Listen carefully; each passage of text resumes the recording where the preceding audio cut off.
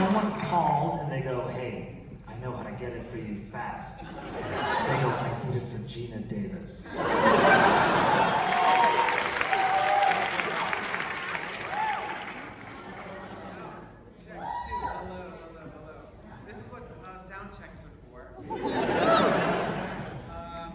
Well, anyway, my name is Fred Armisen. The official FYC event for Everybody's Live with John Mulaney. Hosted, executive produced, and written by my good friend, John Mulaney. Thanks for being here. The Atlantic calls Everybody's Live fascinating, and GQ describes it as delightfully weird. And just from a personal standpoint, I love this show. I actually don't watch that much stuff, and this is something I watch religiously. I get a feeling of euphoria as soon as the opening credits start with that song, and everything about the show is unpredictable, and I really love it. So the conversation is going to go in 3 parts today, and we're going to take an hour break in between. So first we're going to interview John. Then Richard Kind and the writers of the show are going to join us, and then we're going to take questions from the audience. What do you think about that? Sounds good? So please welcome host and comedian John Mulaney.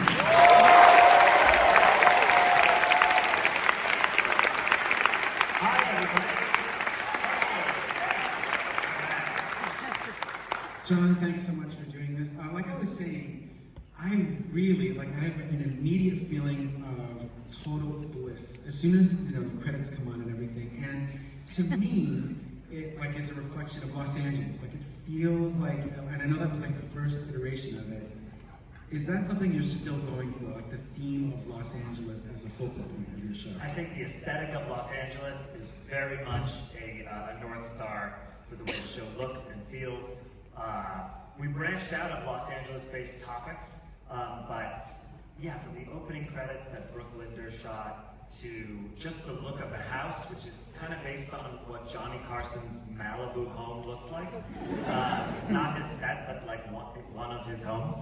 And the big door and the Hollywood Hills, and doing something that didn't look like Hollywood Boulevard, didn't feel like some of the iconic places in LA, but more like what LA feels like. That is definitely still a big influence on the show. Yeah, it really feels like it. And that song, To Live and Die in LA by Wayne Chung. Oh, it's so great. It's so great. And it's anticipation, right before everything happens. Now, when you were describing the show, and I don't even want to say pitching it, but when you were telling your writers and Netflix, okay, I want it to be blank. What were you going for? Okay, so the original project, Everybody's in LA, which was kind of the pilot, if you will, 6-night thing we did last May. That was, man, I could pretend like it had a thesis statement from the beginning, but it really didn't. There was this festival, Netflix is a joke festival. They take over every big venue in Los Angeles, and honestly, everyone in comedy comes out for that festival. And there's so many shows, and I always find that it is a chance to see each other. People who are always touring, we don't get to run into each other. And the festival is interesting to me beyond just being a good festival, in that it's everyone who's very funny in one place at one time, and the place that they're in is a very weird city.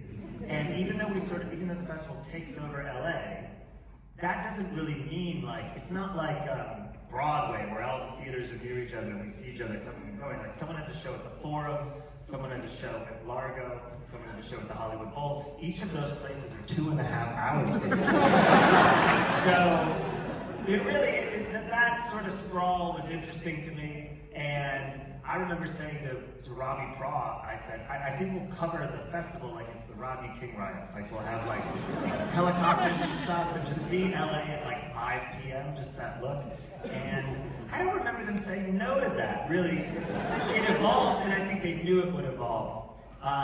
When we came back this year, the feeling was, could we do a show that is not really topical, not really based in the world, but mirrors the feeling in the world, which is slightly absurd and very unsettled. And could we more rhyme, could we more be like the melody of the time than the lyrics? So, no one's in charge. The person in charge doesn't know what's happening. Everyone's like, what's about to happen? And we don't know. And it often comes together or it doesn't.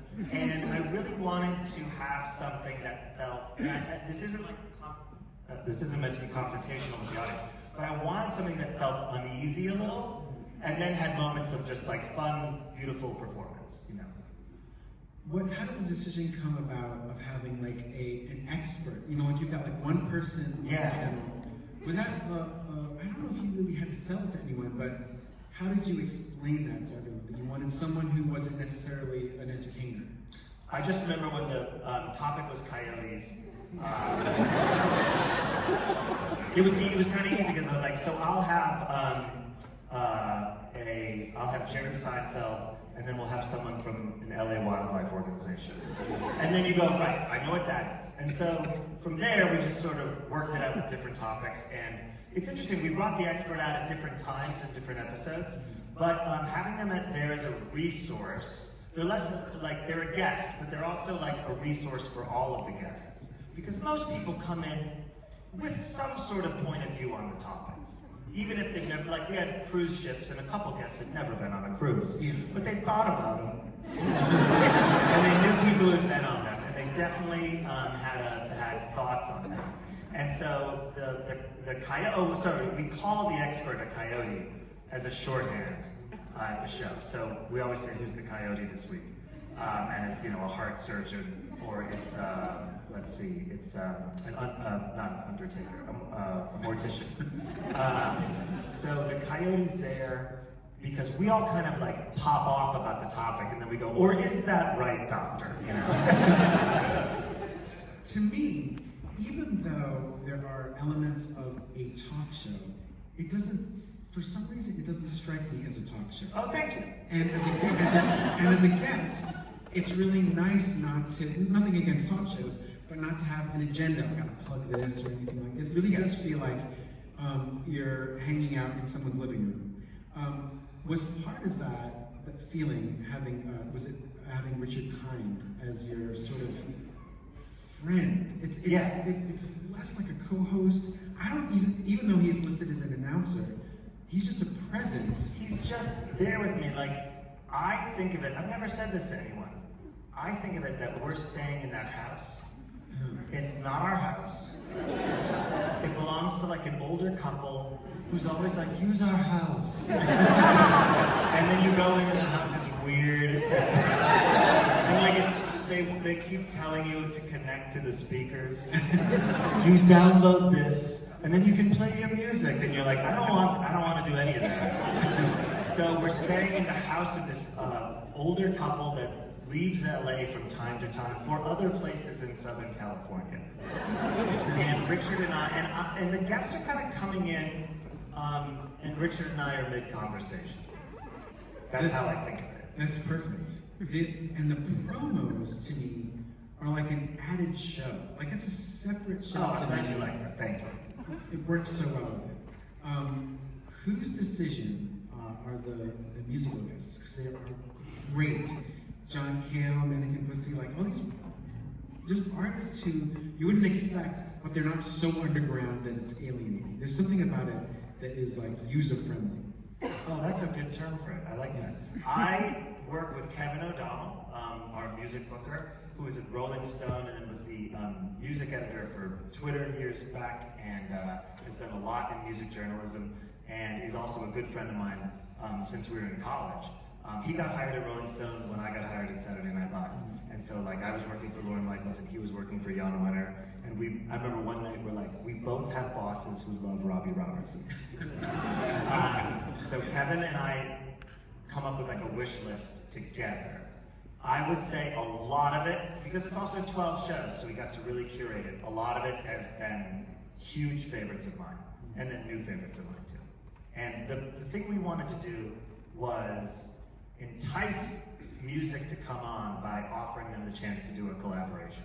It's kind of interesting when some big acts don't have new music out, or when a lot of acts don't have new music out, they're reluctant to do TV. And that just must be the cadence of, like, I mean, you'd know better than I do, that just must be the cadence of being a band or being a solo artist.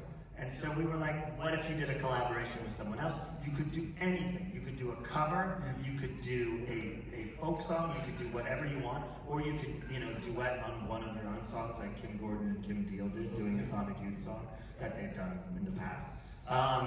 So we really wanted to mimic this show called Night Music that was on Sunday nights. It was actually produced by Lorne Michaels as well, and Fred and my good friend Hal Wilner was the music booker and producer of it. And the whole thing with Night Music was, you'd see like the Go-Go's, you'd see like pop bands, and then you'd see like Sonny Rollins playing with Leonard Cohen. Like they had interesting collaborations. And that was just the only place that did that. And we also made it a point to have music every episode. We were like, we're doing 12, we're gonna have a band or an act that we really love, or a duet that we really love every week. And is there any discussion like from Netflix about it, or do they just let you book whoever? They have let us book whoever. Yeah. And I have to say, like, have been really, I mean, like, we do a lot for the music. And they've been so great with letting us be collaborative with the artists. Our set designers, Joe Celli and Andrea Perglicati, who worked with Andrea in Saturday Night Live, like, they create such beautiful tableaus and atmospheres for the music to play on. It's a big part of the show and a big part of what we're most proud of the show. And so, yeah, that sort of grace always given from Netflix. I mean, we never had one conversation about Mannequin Pussy. No one was ever like, oh, this is a little much. Like, we just got to do whatever we wanted. And I will say also what we were pulling off, I think, was really cool. And we've always gotten a lot of great feedback from that. I mean, by the way, Mannequin Pussy, they're not experimental or anything to No, the not point where it's experimental. like, The they're pushback definitely would just be regular. Yeah, you could picture it. Do you ever, because I go through this, I go through this sometimes. Do you ever, like when you're doing the show, think like, ooh, what if Lorne is watching this? Oh yeah, and then he came once. That's right. He was on the show. So scary. I will say this, and I'm happy that I actually said this in a Hollywood Reporter roundtable recently. So lest you think that I'm just saying it because you're here, I'm not. Lorne told me years ago, like, whenever he was doing SNL, he pictured Mike Nichols in the audience, and he'd be like, is the show good enough that Mike would like it? Yeah. And whenever I'm doing the show, I picture Fred Armisen in the audience. I go like, would Fred like us in the scene? Turns out I'm in the audience pretty frequently. You have come Yeah, Wait, were you there the night Lorne was there? Yep. Do you know he was standing on my fucking mark till like, not a bit, like 20 seconds before we went live, he was on his cell phone standing on my mark.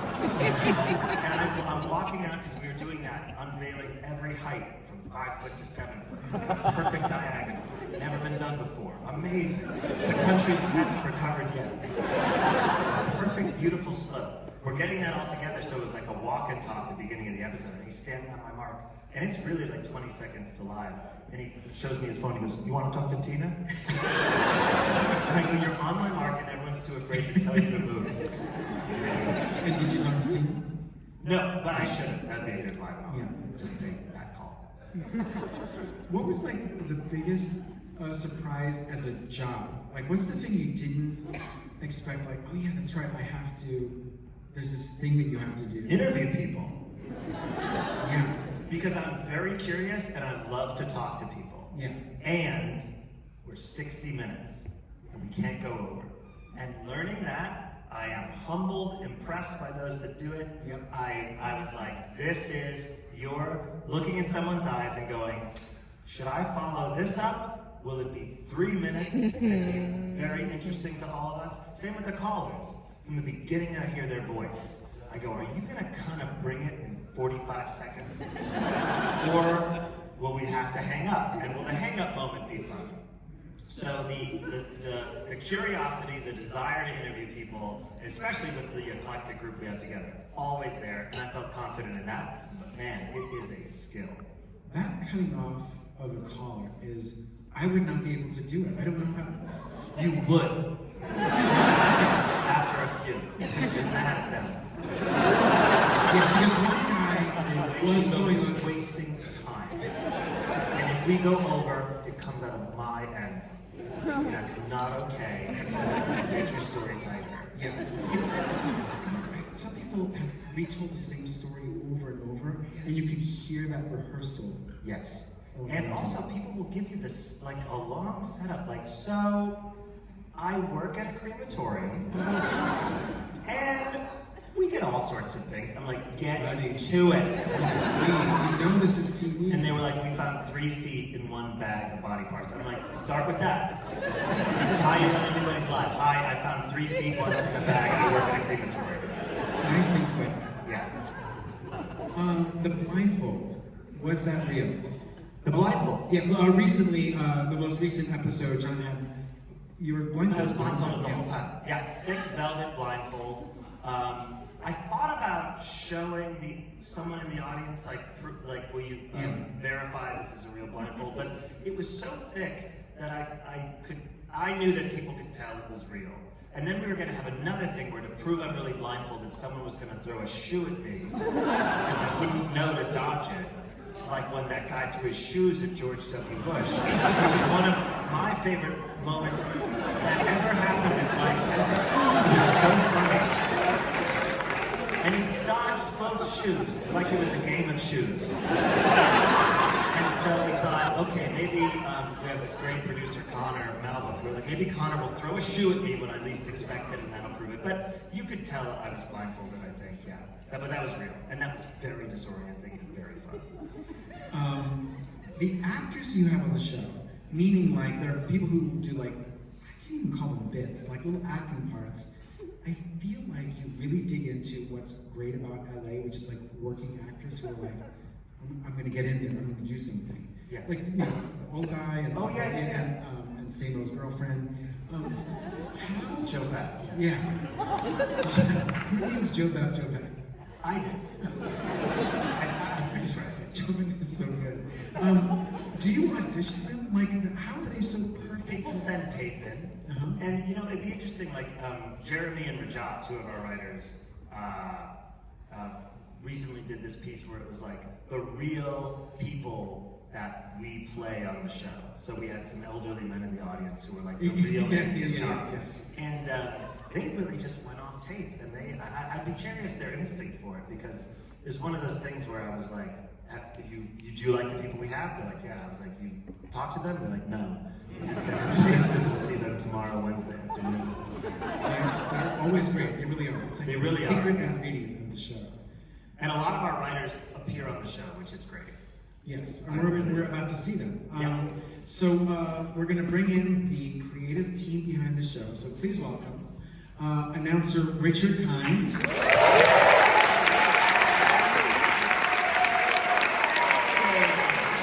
Co-executive producer David Ferguson, and the amazing writers Jeremy Levick, Rajat Suresh, Anna Dresden, Fran Gillespie, Vanessa Ramos, Langston Kerman, there he is, and Alex Scordelis.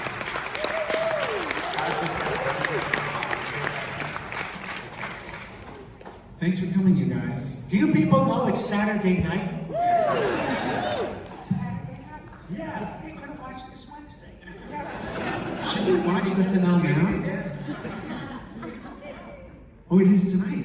Season finale tonight, you guys. It is? Yep. Who's hosting? Oh, that's right. What is the process? What is like this? It's like what's this basic schedule on a Monday? Like, how does it all? What is it? Does John say you can say whatever you want? You can say It's a tight ship on a Monday. Like, how traditional is it? Yes, I would say not traditional. Monday, Tuesday, big push. late push. John's a night owl. I mean, he likes to go late. So we use the adrenaline of Here Comes Wednesday a lot on Monday and Tuesday. What time do you come in on Monday? Me or the room? The room. We're all in by 10, for sure. And ready to go. But isn't Thursday Monday? See, this is a great point. That would be a good logical take. Yeah, Thursday's like. But you guys Thursday's get a day together off. after the show, you all go up and you talk about the show, don't Yep. you? And then we talk about next week's. Yeah. Right, yeah, okay. So by 9 p.m. Wednesday, we're talking about next week. Next Well, next week, Yeah. right. Now, in terms of the Monday, Tuesday chaos, some of that is because it's doing 6 nights in a row. I can't. Had I never done it, I don't know if I'd want to juice it this way. But after doing that, it's like you can't go back. It was too fun to scramble, and so we have to have a little scrambling. Also, it's live, you know. Like if we kept bankers hours, I think. Yeah, it's not a complaint. I actually think it's fun. The urgency of it generally yields something. Langston, you disagree? I'm so tired.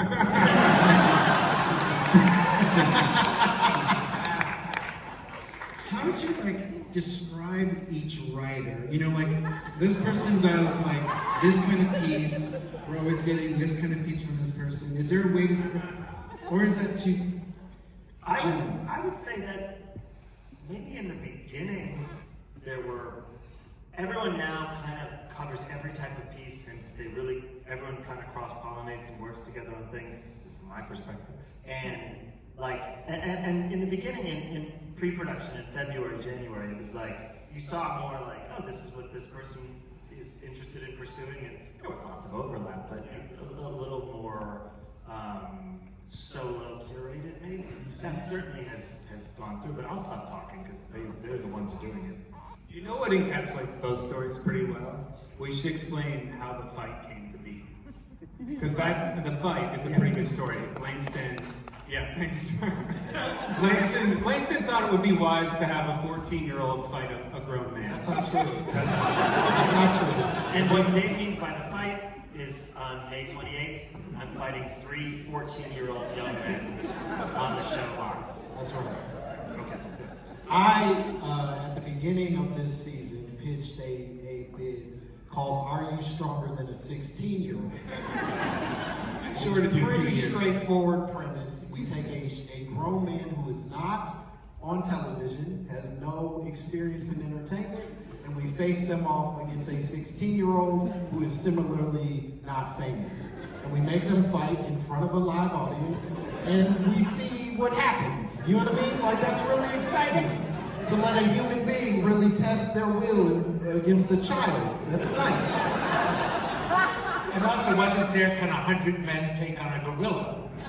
So that's where it evolves later. Evolves later. It evolves Are You later. Stronger Than a 16-Year-old was maybe on the maybe board for a while. It had a while where yeah. we were really considering it, and then I think we ended up with some other pieces that kind of felt like they were too close, which was strange to say, but they were a little too close, and so it ended up it got off the board. But then when this debate, But I also think you were always concerned with the man that wanted to fight the 14-year-old. You couldn't find 16. You couldn't find one that was feeling safe. it's a dangerous dance. Yes. And so I think it was okay, we have some new men that might want to fight the 16-year-old. And I Yeah. think that was making everyone uneasy. That's true.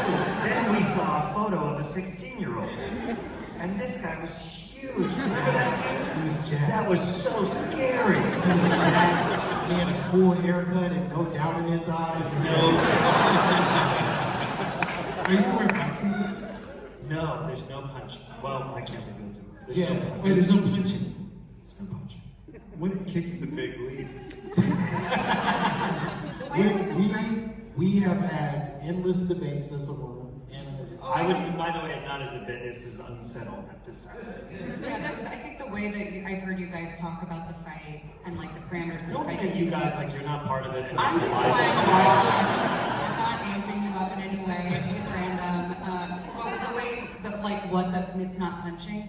You talk about shirt collars being pulled, and like your shirt's kind of getting pulled. I think it's that kind of fight. It's a fight, by the way. Like, I do want to separate it and elevate it from like MMA or boxing. That's like a sport with like sponsorships, and they have an owner, which is lame. And like, we're gonna brawl, and I think that's really important. And I was scared because 14-year-old means you've been through puberty.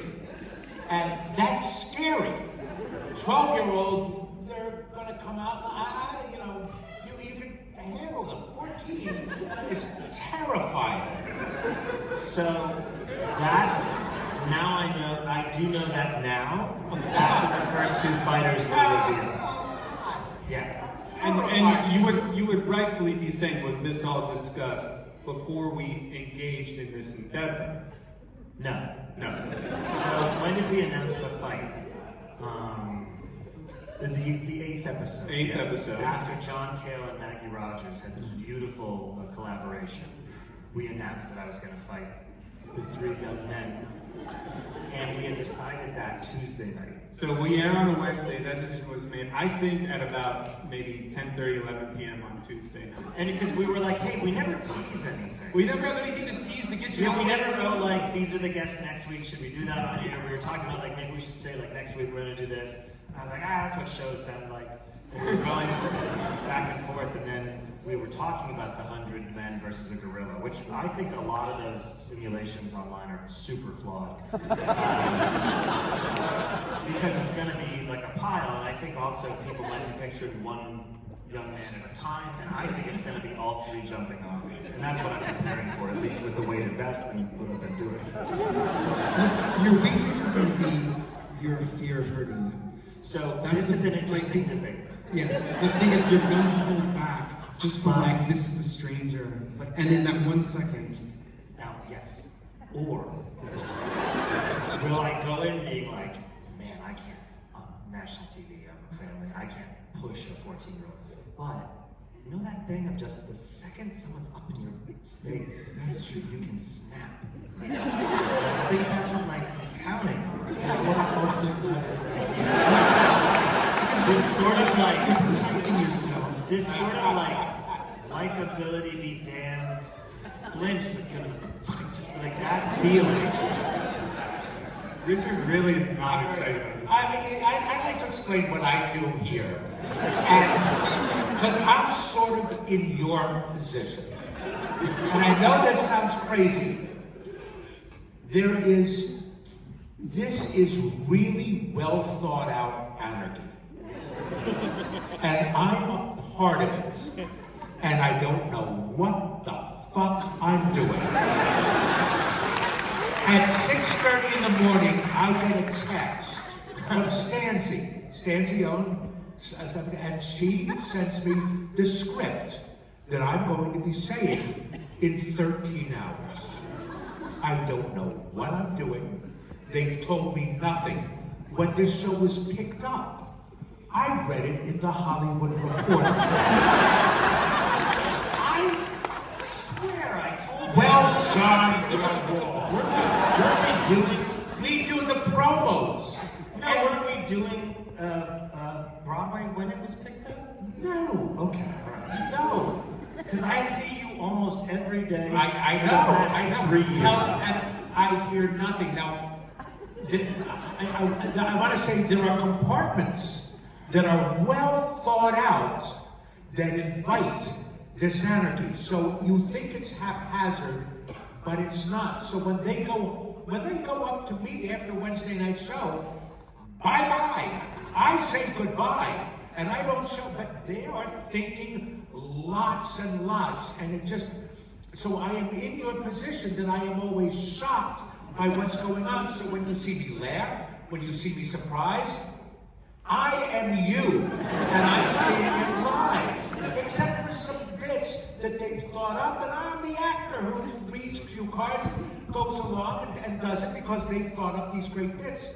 But it is controlled anarchy, which is what the couch is. I was surprised. What I love about the couch is you have a guest, who does not know about coyotes. Why the hell would he talk about himself? Why is he going to sell his product? Somebody's talking about coyotes. Let's find out about him with a conduit being coyotes. That's what the show is. I do think you find out more about someone hearing them talk about something other than Agreed. themselves. Right, something other than themselves. And they're People forced are to. the least reliable people when they're talking about Right, and they're not pre-interviewed. They have no pre. I was shocked. Tina Fey came on because she's in town promoting the Four Seasons. Never Yeah, mentioned that's right. it once. No, we didn't. Not once. What a glorious thing. Yeah. How great. Not once did she eat the day. You even say. Well, that's because we were talking about dinosaurs and it was the Christmas episode. And just at Four Seasons, her show didn't just intersect with dinosaurs. It didn't, no. She was defending science when you said dinosaurs didn't exist. I The only hope on the panel. No, my thing was that they're not put together correctly. I do believe they exist. That was your most scientific episode, I think. You think so? Yeah, that was like the most research that we sort of didn't present clearly yet. Yes. Richard, do people recognize you from this show? Yeah. Oh my gosh. And it's always, I like you on Mulaney. That's what it is. I like you on Mulaney. That's it. And then there's people who watch it. I don't know what the feeling is watching it live versus the feeling of watching it, let's say 2 or 3 days later. I think that's a very interesting thing. But yes, I get, I like your Ed McMahon. That's what I get. You're funny, you're Ed McMahon. I have a technical question. I don't know if any of you can answer this. How is it live globally? Well, I don't know. I mean, I love it. The concept is great. Yeah. How? Oh, it's not in North Korea. It's not in Afghanistan. There's Syria. They won? Du Bois, yeah. Yeah. But they're protesting there. They want it. What do you mean technically? How do they pull it off? In China. So at that hour, is it on? Yeah, we'll just be on the morning. Yeah. It's like 4 in the morning in London or whatever. I like that. There's this place that I've heard the Netflix people talk about called Los Gatos. And I don't know what goes on there, but they talk about it, not doing a bit and not exaggerating. They talk about it like Los Alamos. I was like, oh, that Mike Tyson fight was the buffering frustrating. And they were like, oh, no. That was a very big night in Los Gatos. And I think that they are like, I believe in the desert. Here's what I'm picturing. Adobe-like structure in the desert with a large satellite dish outside. And then inside, like NASA. And they've just seen how many people can try to stream something at once around the world. And it's buffering and they're so excited. They saw the edge Like of space. champagne. That's Yeah, exactly. So there's something, there's interesting work being, I feel like if I tried to get to Los Gatos, I'd be shot. Like if I was, like there's a fence where you can't go past it. Have you spent any of you time in North Korea? Because we mentioned it before. Not as a bit. But I've spent a lot of time. Yeah. And it's so. Yes. Oh. And it's like when you're there, this show would work so well. Because all there is like we mostly just would watch like political, parades and stuff. Right. And it's so needed, and there's just no way to communicate. So I'm like, this is an easy watch for Right. To bring the silence. Yeah, to loosen it up. Yeah. Well, what we're going to do now is we're going to take questions from the audience. So anyway, thank you all. Yeah.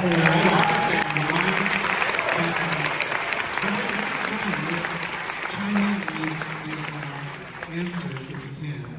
The way we're going to do this is, I guess we'll just, whoever's raising their hand, this woman right here with the red bag. Quickly, please. Then we bring a microphone. I have a two-part question, but it will come together. Langston, I would like you to give some examples of condiments versus toppings. We can talk about that in a minute. Oh, okay. This feels insanely out of context. It We're is, running I think a it video is. where I got into a debate about whether or not a dry sandwich, it doesn't matter. Condiments, I think we all understand. It's sauces, it's liquids of some form, and toppings is everything else. Have you gotten your real ID yet? Have I what? Have you gotten your real ID yet? No. But someone called and they go, hey, I know how to get it for you fast. They go, I did it for Gina Davis. Yeah, and they hung up. Okay. This person right here, with a hand up, yes, in the middle, yes. Sorry, buddy, making you go. I love you, John Mulaney. This question is for John. What inspires you, like when you wake up every morning, to just be great? Because your work ethic is impeccable, and like you're so Just as I brilliant. wrote it, thank you. It's so funny in front of people I work with to talk about my work ethic. Which, at the end of the day, delivers, but is really unreliable. I would say, what was the question? What inspires me? What inspires you when you wake up in the morning to just like I will sort give of, 100%? like before, like there's a few people I always have in my head that I want to make laugh, and that I want them to think something's cool. And Fred's one of them, and all my writers, obviously. Everyone that works on this show, my friend Simon Rich, like I just picture these people and try to think of like, oh, that they would like this, and that really does go a long way. And then, yeah, 100 billion little weird things, influences that sort of add up to the show. Oh, that's so nice, John. Thank you for all the nice things you said. I used to deflect compliments, but then I've received insults, and compliments are so much better. So it's How about this gentleman right here in the beige? Yes. No, back up a little bit. Yes, right. Yes, that was correct already. The beige, yes, you said it. There's so many beige. Yes, there you go. That's correct. a lot of you have really interesting stuff on. Thank you. I've got a question here for John from a friend of mine, actually. I told them where I'd be, and they're like, I have a really important question for John Mulaney that I need you to ask him. So, you once signed a vinyl where you said you wished you were a butler in the olden times. What did you mean by that? I signed it for someone and I wrote that? Yes. So, have you ever seen Remains of the Day? Okay. Have you ever read The Remains of the Day? I would be such a good butler. I would be excellent at it. The discipline and just like purely just serving a wealthy person. Just here it is, and taking the little like these are a bit stale today, you know, like taking those little insults. I'm so good at taking that in and just delivering like that. Like I would have a much better work ethic as a butler than I do now. Cool. Yeah, the simplicity of it. There's one thing. There's like make that person happy, bring and then leave. Yeah. Bring out the tray. And up super early. Yep. And then, you know, rinsing out bowls or whatever. Yeah. Hot water to clean everything. Way back there, that gentleman with the right here. Hi, John Mulaney. I'm really looking forward to seeing you getting your ass kicked from 3 or 14-year-olds. What time kicks your ass? It's not gonna happen. Yeah, maybe what's not going to happen is I'm not going to get my ass kicked. I have a serious question for you, though. My friends at Trans Dudes of LA are holding wrestling competitions in Los Angeles every month. In the next season, will you take on the best 3 trans men wrestlers in LA? Is it, hold on, is it like Greco-Roman wrestling? What are the rules? There seem to be very few rules.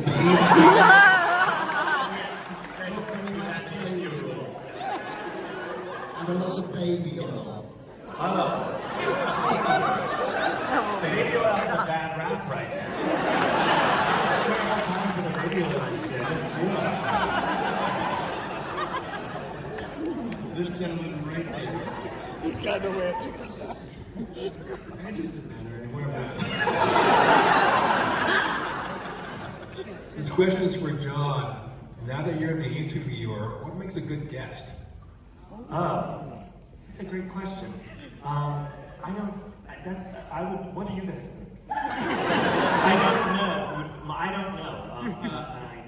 On our show, I feel like when people just come in fully as themselves, like Robbie Hoffman's appearance is a great example where,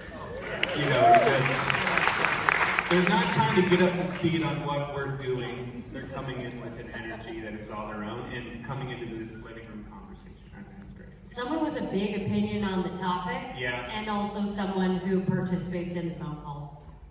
Yeah, that's true. And Molly Shannon had a ton of questions for our anesthesiologist. That's right. And I really appreciated that. It's funny, John was worried about one night and goes, I don't know whether I'm good at it. The thing that you do is you really listen and you respond very honestly and you've listened to the question. Maybe you're not drawing out a good interview, but it's a great conversation. Yeah, it's a great conversation's not it's a real conversation. Yes. And one of my favorite moments ever was I asked Tina Fey, do you collect anything? And she said no. And then I said, I don't collect anything either. And then it was like, 1, 2, next thing. And I really liked that. I'm not kidding. Like, I thought that was great. Do you collect anything? No. Yeah, me neither. And we stared, and then we moved on to the next thing. Let's see. How about this guy right up here in front with the hat on? Part one is that, will you keep track of these 3 14-year-olds so when you're doing your 30th year, like Johnny Carson, have them back on and have a rematch in your 30th year? And the second part is, will you please bring Nick Kroll on and explain to him how come Nickelback is such a great band? Oh, I don't get the second part. I know Nick Kroll very well. Did he not like Nickelback? Oh, okay. I bet he doesn't hate Nickelback. I bet he doesn't really hate them. Yeah. I feel like the older we get, all bands are fine. They're all I'm just trying their best. Great. Good for them. Let's see, right here in the middle. Right here. Yes. Yell. Do you want to yell it? You can I shout. can hear you. Just shout. We can And hear I'll you. repeat it if you want. Both of you. Maybe 2 microphones. Hi, I'm Raisa. Thank you so much for being here. My question is, I love the chemistry that the guests have with each other. So I wanted to know how you guys arrive at that. Like last season with David Letterman and Pete, it was just amazing. So how do you guys arrive at exactly who's going to be at on the couch at the same time? And then with musical collaborations as well, because there's some collabs that I was like, oh my gosh, I never thought of that. That was really dope, So, yeah. Well, quickly on the musical collaborations, I wish I could take more credit for some of the pairings, but often I'll go to an artist like John Cale and say, who would you love to perform with? And he right away said Maggie Rogers. And with Dan Behar from Destroyer, I said, who would you like to work with? And he said Jessica Pratt. So, and then there have been others that we're working on or have done that Kim and Kim was kind of, we just wanted to see if we could make that happen. Guest dynamic, it's interesting you mentioned the Letterman one, because this year I would say one that came together that was very purposeful was I really thought and knew he would like Leanne Morgan a lot, and so wanted them on the same couch at the same time. And then honestly, lineups come together in so many different ways, but we do keep in mind those two would be really funny together. Sometimes the person that was fun drops out, and then we find a new new person that balances that out. So there's, yeah. I loved Lunel with David 100%, last year. yeah. I don't, certainly none of this is planned, but her personality just came out, and Letterman saw it and just went. He was wonderful. And also, had you ever seen Robbie Hoffman before? No, I honestly, I didn't think of it at the time, but I'll take credit for it now. I think that was the pairing of the year was you and Robbie, because you're the same. Jewish. Urban. This person right here with the red glasses. Thank you. I was just wondering how you came up with Samo, and also how he's doing medically after this.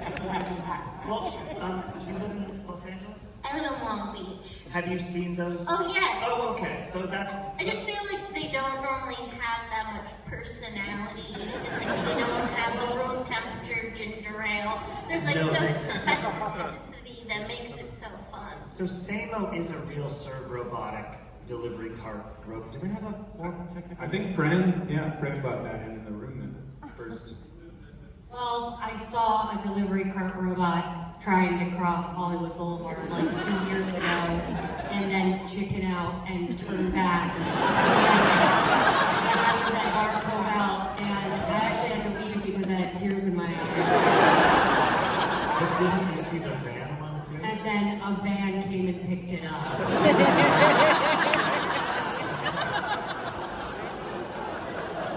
You know, I think they all have personality if you really look at it. We saw one the other day named Reagan, and you could see the Gipper in his eyes. And he's been dead 10, 12 years. Well, how about that guy right there at the end with the glasses? So cute.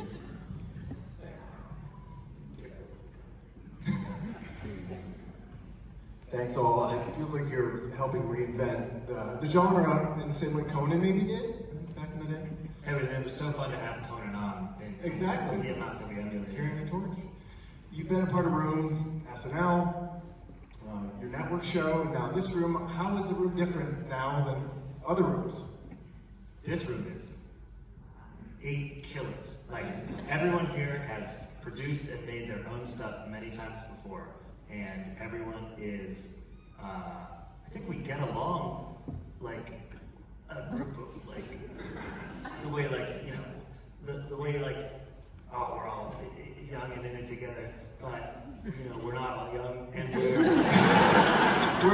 everyone here can write, and not just write, they can produce their own stuff, and that's paramount for a show like this. Oh yeah, absolutely. Yeah, everyone can go out and talk to every department, and work with our incredible director Joe DeMeo, and John Foy, and Ashley Eden, our EP, and Connor Malbuff, who I shouted out before. Everyone can walk into the control room and get an question on any of it. I don't think the anarchy part of it would work without that part of it. Oh, true. There's no central hub would follow. No, it's like they're like the Wrecking Crew, you know, that famous group that like played on so many albums, and then, you know, Richard and I are like 2 Brian Wilsons. I remember, Fran, I asked you, do you like writing on this show? I think this must be so much fun. It's very liberating to have an idea and then get the idea, and there really are no restraints, are there? Very little. Very little. You have an idea. And I think that's the greatest. And Netflix has been great. I have not seen them flinch at, you know, we need to build a fake wall for people to jump out the window. We need to do everything we did for Samo. That has been an incredible part. I really love that last question. I kind of want to end on that. Wasn't that a good vibe? I want to thank you all so much for being here. Thanks for joining us.